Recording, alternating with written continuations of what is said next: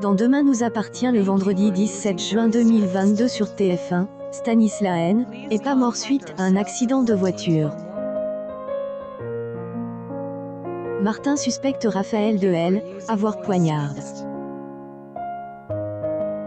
Florian, dont le bébé garde par Victoire et Samuel depuis 15 jours, est de retour à 7. Sébastien annonce à Raphaël et Camille que Stanislas N. retrouve mort.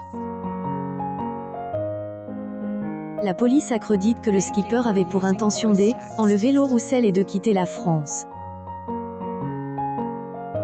Elle, autopsie fait rebondir elle, enquêtée.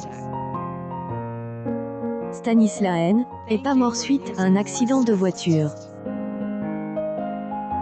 Stanislas est victime d'une hémorragie interne après avoir reçu un coup de couteau à l'abdomen.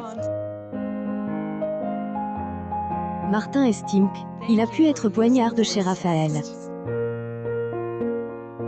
Elle, avocate, Camille et Claude font office de suspecte.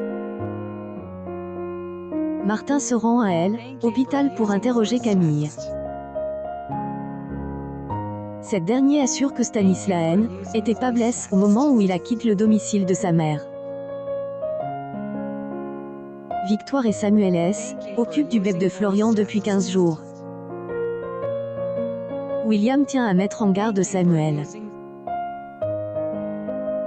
Il redoute que son ami et Victoire vivent mal le moment où ils vont devoir se séparer de l'enfant. Florian signe son retour à 7. Elle annonce à Victoire et Samuel qu'Enzo est désormais prête à assumer l'enfant. Florian vient récupérer son bébé. Martin et Sarah interrogent séparément Raphaël et Claude au commissariat. Les soupçons se portent sur Raphaël, qui clame son innocence. Damien estime que Stanislas a pu être tué avec un couteau de cuisine. Martin indique à Sébastien Sadis. Il est convaincu que Raphaël a poignardé Stanislas. Camille et Claude la couvrent. Une perquisition est ordonnée au domicile de Raphaël. Croisillon scoop. Spoiler alert. Stanislas est mort. Croisillon en prise. https://t.co/vq7outil.kfpic.twitter.com/esg61bko0 DNA, TF1 June 14, 2022 Audrey Serousseau a annoncé la mort de Stanislas à l'eau. Enfants fond en larmes. La police investit le domicile de Raphaël.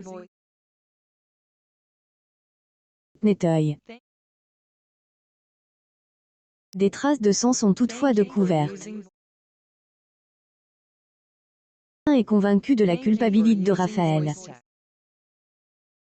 Elle, avocatesse, insurge et dénonce une enquêtée à charge.